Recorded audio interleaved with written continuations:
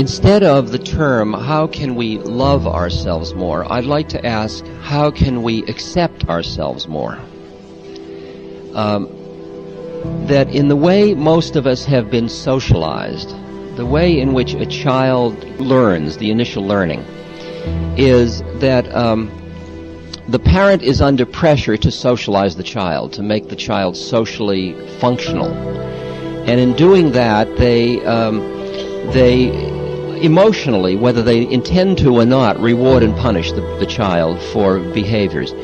And the result is that when that starts very early, before there is a lot of reasoning process between the parent and the child develops certain emotional feelings that certain ways it is in its natural state are not acceptable.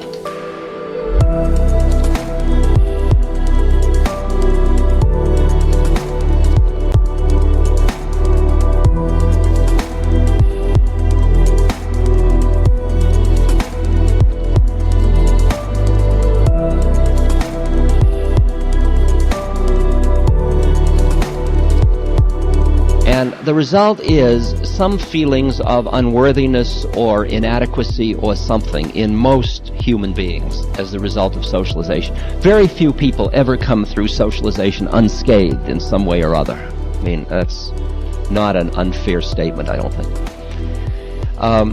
So in a way you could see that ego or personality is in a way built upon, and that's where Freud understood it. He saw that the repression of id, or impulse life, because of the way the society has to deal with a child's impulses to get it to be socialized, usually is left with a feeling that somehow I'm bad, I have these things that are not acceptable.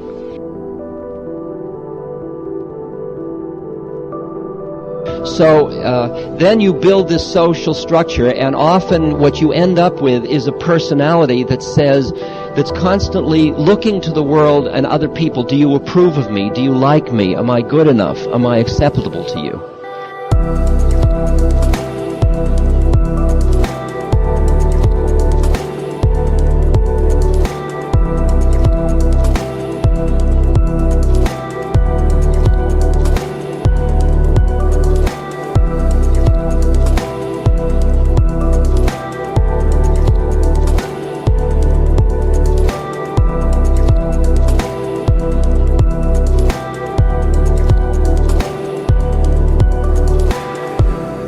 So that you're constantly using your life experiences as a way to disprove a basic negative feeling about yourself.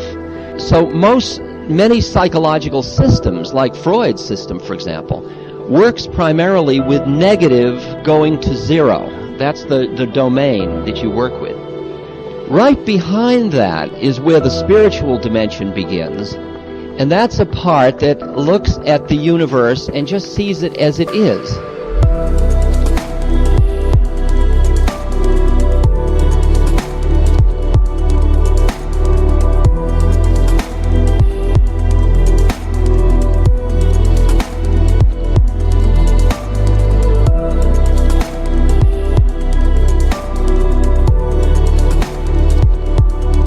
See, when you've got a negative thing, the opposite, when you're trying to undo it, you could undo it by emphasizing the positive. Like if you don't like yourself, you could emphasize, I love myself, which is how do we love ourselves more is the question. Or we could say, let's go behind love and hate and find a place where we merely acknowledge ourselves, where we just allow our humanity. And we hear that there is negativity in us, and there is inadequacy, and we allow ourselves. And the word that I have come up with, that I'm finding most comfortable to work with, is the word appreciation. You find dimensions constantly judging and equating. Am I as good as? Am I equal to? Am I as good a mother? Am I as beautiful a woman? Am I as effective a worker? Am I whatever it is, whatever dimension? And you get caught in constantly living in a judging realm. And if you start to practice seeing people as trees, I don't mean in the You know, in the sense of just appreciating what they are, including yourself. It's just starting to appreciate yourself. Appreciate your humanity. Like, I had always assumed the way to God was to deny your humanity and embrace your divinity. And then I realized that the way to truth might be through acknowledging the fullness of where I found myself to be, which was my humanity and my divinity. And not wallow in it, but acknowledge it. And not reverence it or judge it. Just appreciate it. Just allow it. Allow my humanity.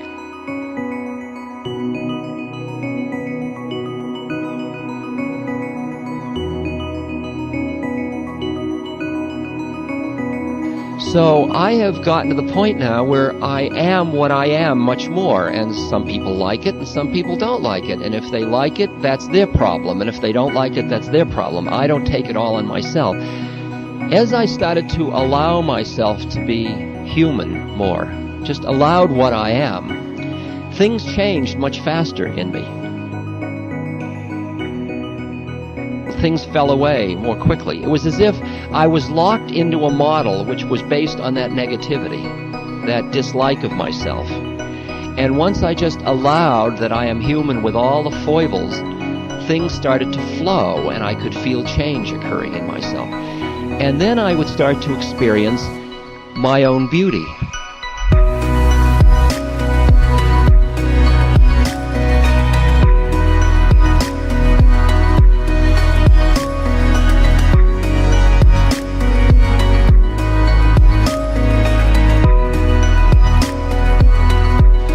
And it frightened me because it was so dissonant and discrepant from the model that I had cultivated of myself over the years, that I had to do good in order to be beautiful. And the idea that I just am, that what is, when you look at a tree or a rock or a river, it is in its own way beautiful. You look at decay, it is beautiful. I know Laura Huxley, who's a very dear friend, in her kitchen, she has these jars over the sink, and she takes old beet greens and orange peels and things and sticks them in water in these long, beautiful pharmaceutical jars. And there are these beautiful decay formations and mold, and it's really garbage. And we look at it, and it's absolutely beautiful. There's absolute beauty in that. And I've begun to expand my awareness to be able to look at the universe as it is and see what is called the horrible beauty of it.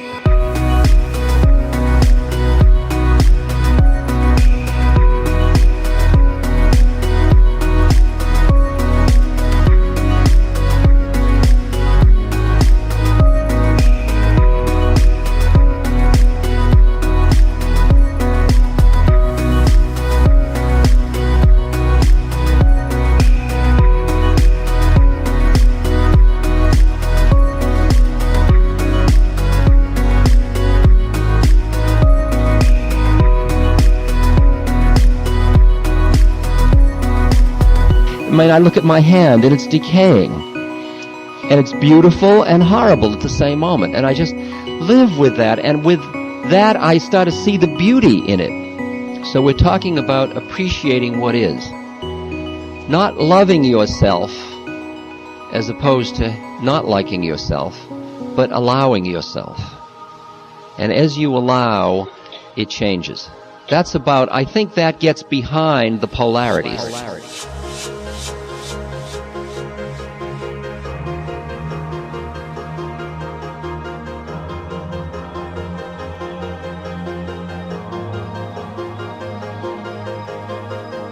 Once you see that all of the forms of dualistic experiencing, of collecting experiences, is all just relatively real, it loosens the power of all those things over you. They don't compel you as much. And at first, when that starts to happen, you get a little anxious because it feels like the richness of life is dying for you. And you're beginning to experience the statement, lest ye die, ye cannot be reborn. You begin to feel death around you.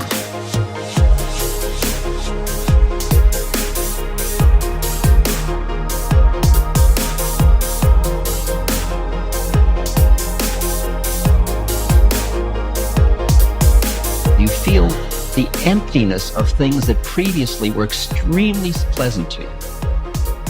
And it's a little disconcerting. And some of people that are on this journey would like to say, stop, I think I'd like to go back. I would think I would like to milk it for a little more. I'd like to have just a little more of the pleasure, of the rushes, of the romantic drama. Because as long as you identify with your separateness, you are involved, for example, in romantic love. Do you love me? How much do you love me? Do you love me enough? Will you always love me? I mean, it's infinitely milkable for drama.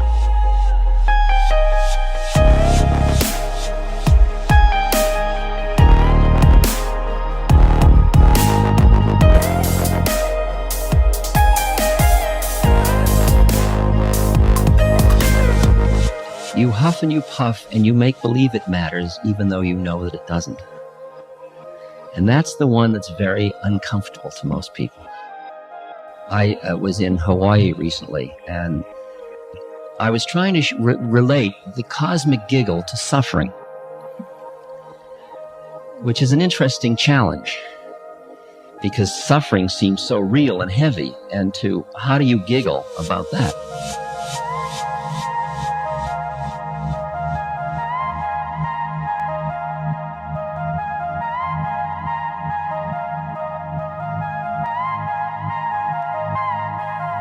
Most of us think we're only free when we break out of forms. But as long as you're in an incarnation, there is no way out of form. You are in form. So the question is, can you be free in form? For a lot of us, we thought freedom was being able to not work, for example. Freedom had to do with external freedom. It had to do with political systems. It had to do with economics. It had to do with how you spent your time. But if you are around affluent people at all, you begin to see that that kind of freedom is not free. And that when we're talking about real freedom, we're talking about the freedom of awareness from identification with thought.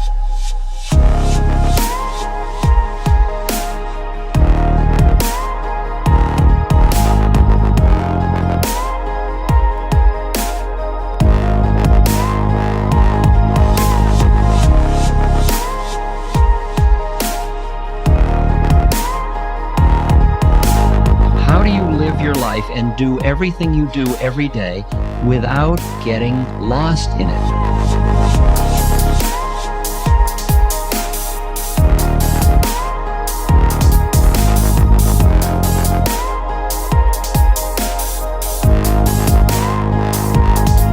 So that there is all the feelings and emotions and the play, but it has the quality of play, or as like Hermann Hesse talks about it, as a game or a dance. The dance of life.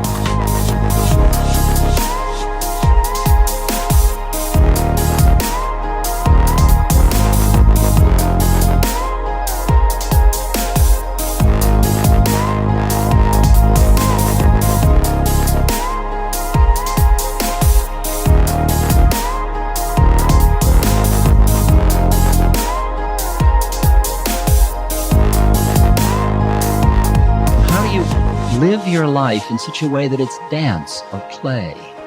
So at first, you take on little things that you can sort of keep your consciousness in. For example, I go into meditation for periods of time, and I get very quiet inside, and then I come out into the world, and something comes along, and it doesn't grab me. It comes at me and I see it.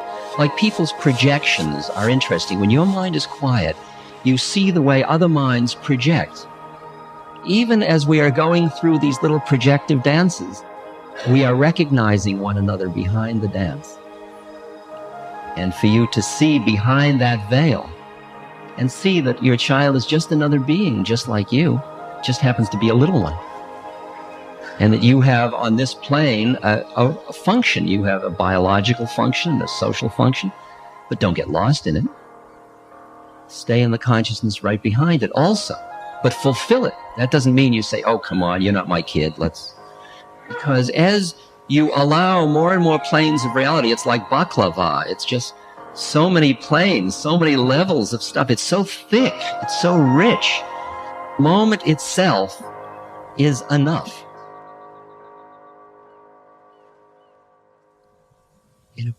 In the most profound sense that I can grasp, it is the journey of awakening, in which all of our life experiences are the grist for the mill of our awakening. And the awakening occurs as the mind becomes quiet, as awareness no longer is pulled by each thought. And as the thoughts less grab the awareness, the veil thins around the heart. And one experiences that quality. The heart is not the emotional heart and not the physiological heart, but the heart that the Chinese call the sin, or the heart mind. That deepest part of one's being.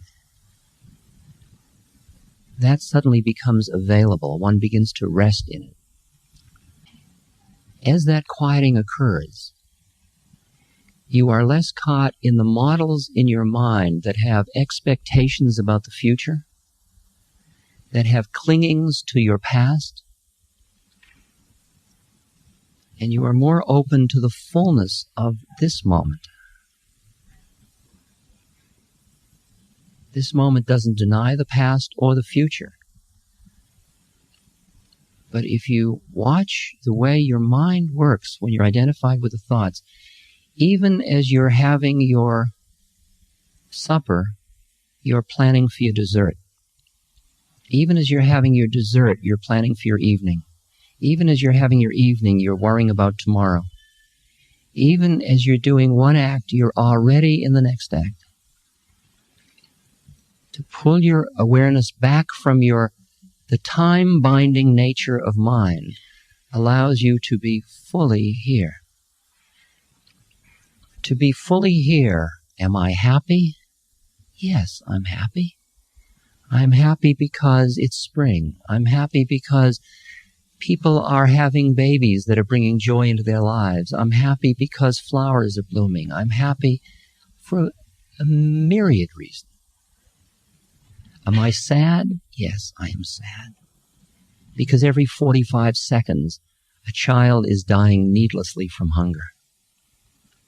I'm sad because there is so much inhumanity among humans to each other and to other species. I am sad because there's so much fear. In this moment, I am both happy and sad. As long as you try to stay in the world of polarities, happy, sad, dark, light, positive, negative, good, evil, you cannot experience the richness of the moment. The richness of the moment is the one that lies just behind the two.